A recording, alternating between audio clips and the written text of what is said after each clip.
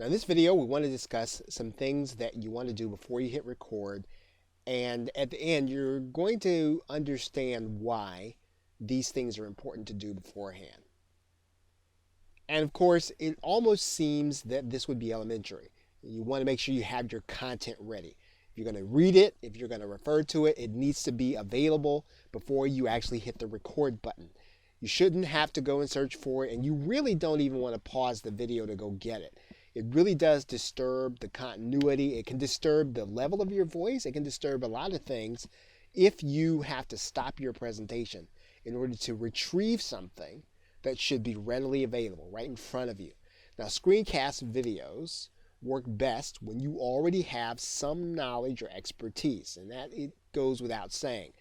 If you're going to be presenting something, even if you're presenting something that you're using the private label rights in order to present, you should have some knowledge. You shouldn't be reading it for the first time if you're going to do a video that's actually going to be interesting enough for people to listen to. You don't want to read anything. If you read from a PowerPoint, if you read from a Word document, it's going to sound like it. And so you always want to have some knowledge of the subject matter so that if you have to stop reading or if you have to stop referring and you actually have to give an anecdote, you actually have to talk or tell a story, you are going to be able to make it interesting for your audience, for your viewers.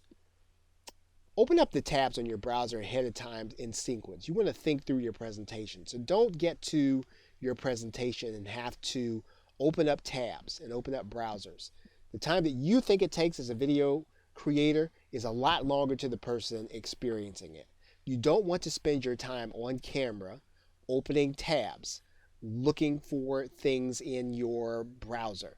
These things should already be ready. They should already be in sequence. And this is especially true when you're looking at programs like Google Chrome or Firefox or Internet Explorer. These give you the opportunity to set up tabs ahead of time. You should have already thought through your presentation before you actually hit the record button. And this has been said in many different instances. You don't want to linger on any screen too long.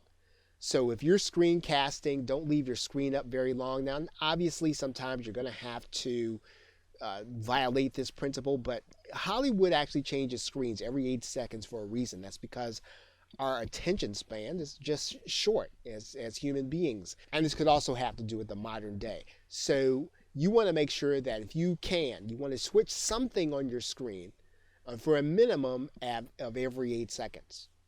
And if you keep some action going of any kind, we talked about using the markers, viewers will not be quick to lose interest. Again, this has been discussed before, but don't create videos with 2 or 3 subjects. You show people things one at a time. You talk about one subject at a time. Even if the video is very short, it's better if you have one subject in one video rather than 3 subjects in one short video or one medium-length video. You want people to be able to look at the title of the video and know exactly what they're about to get and then decide to click on it and watch it. What you don't want is for you to have to make a title that's so very long that people don't know exactly what you're saying, or for them to click on a video and actually think they're getting something and then they get a lot more or less than what they really thought the video was going to be about. Always assume your viewer knows nothing. Break down your video into bite-sized chunks. Again, short videos, one concept at a time.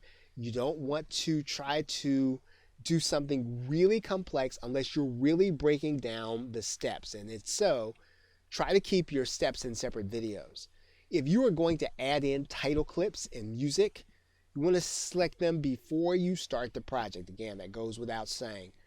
And if you're recording multiple videos, it's important to make sure that your content is uniform. So in other words, you are doing a series of 10 videos. Then you want to do everything you can to make sure that your voice is uniform, the PowerPoints are uniform. Everything that you're doing should look similar to all the other videos in the series. That's pretty important to do. And this is probably the same. You want to try to avoid using different styles inside of one video. If you're going to do screen sharing, try to stick to screen sharing. If you're going to do animated, try to stick to animated. Don't do a lot of different styles in one video. Again, it's disorienting for the actual viewer. And it can be confusing, and even though it might keep their attention, it might not get your point to where you actually want it to be. Now, why is all this important?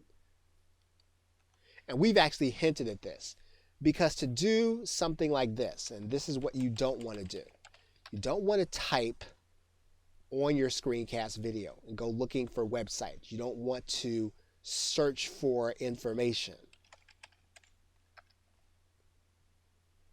This is disorienting, and it's an invitation for people to tune out of your video. All of the typing that you can do ahead of time, you want to do it ahead of time. You don't want to type on your video. And if you must do it, if you must type, even after you have set things ahead of time, you pause the video, then type. This is an important distinction to make. So again, you pause the video, then type. Do your typing, write in the information you want, and then come back to the video, because that really holds your viewers' attention. It makes your videos concise, and it also gives them the opportunity to connect with your information. Okay, so with that, thanks, and I will see you in another video.